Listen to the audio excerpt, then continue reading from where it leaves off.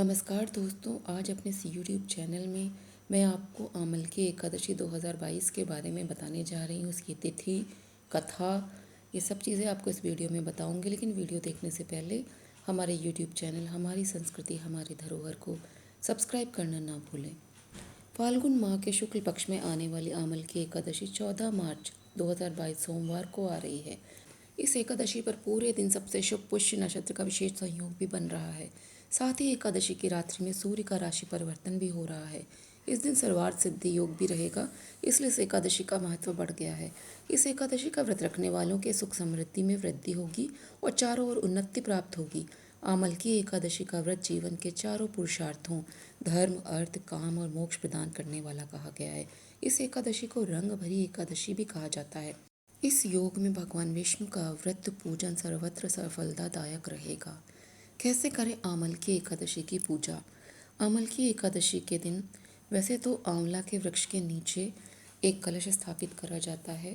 कलश के ऊपर परशुराम जी की प्रतिमा या मूर्ति या कोई फ़ोटो रखी जाती है। अगर वो भी ना हो तो आप दीप कलश बना सकते हैं।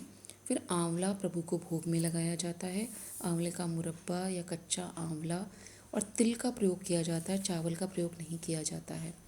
आमल की एकादशी के दिन भगवान विष्णु लक्ष्मी का विधिवत पूजन किया जाता है। व्रत कर कर दिन भर निराहार रहा जाता है। पूजा में इस एकादशी के व्रत की कथा जरूर पढ़ें और सुनें। इस दिन आंवले के वृक्ष की पूजा करने का भी विधान है। इस वृक्ष की जड़ में शुद्ध जल में कच्चा दूध और मिश्री मिलाकर अर्पित करें। इसमें वृक्ष की आपको परिक्रमा भी करनी चाहिए कच्चे सूत के साथ। इससे स्त्रियों के सुख सौभाग्य में वृद्धि होती है। महाशिवरात्रि और होली के बीच आने वाली इस एकादशी को रंग भरी एकादशी भी कहा जाता है। इस दिन भगवान शिव व माँ पार्वती को अबीर गुलाल लगाकर उनके साथ होली खेलें, इससे मोक्ष की प्राप्ति होती है। आमल की एकादशी के दिन शिव जी का अभिषेक करके शिव मंत्रों का जाप करने से सफलता और समृद्धि प्राप्त होती है। इस दिन किसी विष्णु मंदिर में जाकर गाय के शुद्ध घी से बना भोग विष्णु जी को लगाएं। माँ लक्ष्मी को लाल गुलाब और मिश्री नैवेद्य में अर्पित करें, इससे अतुलनीय धन संपदा प्राप्त होती है। आमल की एकादशी व्रत की कथा।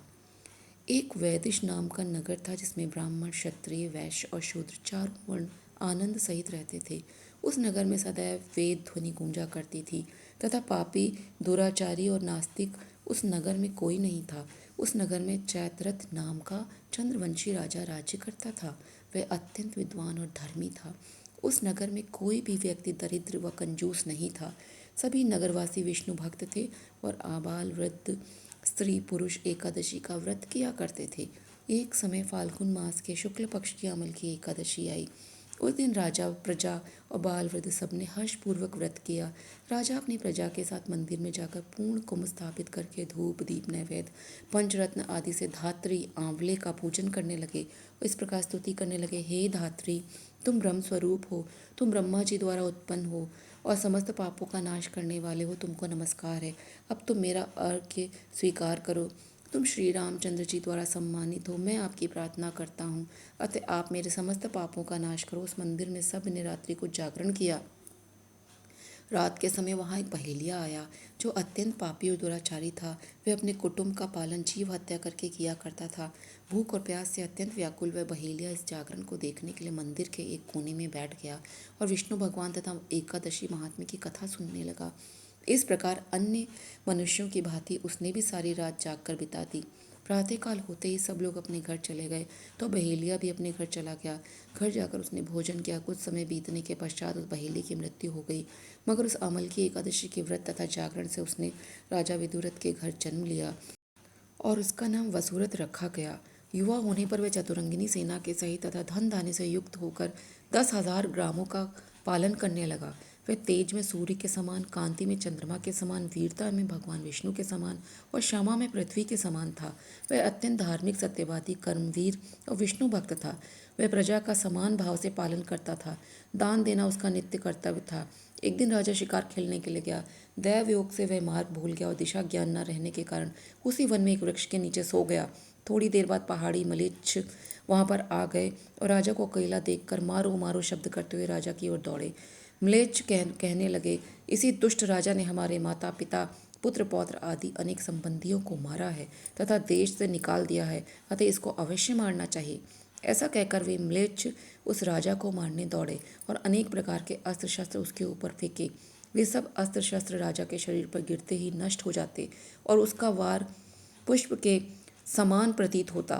अब उन म्लेच्छों के अस्त्र शस्त्र उल्टा उन्हीं पर प्रहार करने लगे, जिससे वे मूर्छित होकर गिरने लगे। उसी समय राजा के शरीर से एक दिव्य स्त्री उत्पन्न हुई। वह स्त्री अत्यंत सुंदर होते हुए भी उसकी भ्रुकुटी टेढ़ी थी। उसकी आंखों से लाल लाल अग्नि निकल रही थी, जिससे वह दूसरे काल के समान प्रतीत होती थी। वह स्त्री म्लेच्छों को मारने दौड़ी और थोड़ी ही देर में उसने सब म्लेच्छों को काल के गाल में पहुंचा दिया। जब राजा सोकर उठा तो उसने म्लेच्छों को मरा हुआ देखा और कहा कि इन शत्रुओं को किसने मारा है? इस वन में मेरा कौन हितैषी रहता है? वह ऐसा विचार कर ही रहा था कि आकाशवाणी हुई, हे राजा, इस संसार में विष्णु भगवान के अतिरिक्त कौन तेरी सहायता कर सकता है? इस आकाशवाणी को सुनकर राजा अपने राज्य में आ गया और सुखपूर्वक राज्य करने लगा। जो मनुष्य अमल की एकादशी का व्रत करते हैं वे प्रत्येक कार्य में सफल होते हैं और अंत में विष्णु लोक को जाते हैं। पुष्य नक्षत्र के दिन आने वाली यह एकादशी बहुत ही पुण्यदायिनी है तथा इसका व्रत करने वालों के जन्म जन्मांतर के सभी पाप नष्ट हो जाते हैं।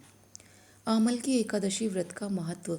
ऐसी मान्यता है कि आमल की एकादशी के दिन आंवले का उपटन लगाना चाहिए, साथ ही आंवले के जल से ही स्नान करना चाहिए। मान्यता है कि इस दिन आंवले के पेड़ के नीचे बैठकर नारायण की पूजा करने से 1000 गौ दान के समान पुण्य की प्राप्ति होती है। इस दिन शिवजी पर अबीर और गुलाल अर्पित करने से जीवन में चल रही आर्थिक परेशानियां भी दूर होती हैं। इस दिन पूरे मन से शिव गौरा का पूजन करने से हर कार्य में सफलता प्राप्त होती है। इस आंवले के वृक्ष की 9 परिक्रमा करने से सौभाग्य और सेहत का वरदान मिलता है। व्रत रखने के पूर्व हमें इस तरह व्रत का संकल्प लेना चाहिए। मम कायिक वाचिक मानसिक सांसर्गिक पात कोप पात कदुरित क्षय पूर्वक श्रुति स्मृति पुराणोक्त फल प्राप्तये श्री परमेश्वर प्रीति कामनाए आमल की एकादशी व्रत महम करिष्ये। ये आमल की एकादशी वर्ष की प्रमुख एकादशियों में से होती है। तो दोस्तों, आपने अगर दूसरी एकादशियाँ ना की हों तो इस एकादशी का व्रत पूजन ज़रूर करें।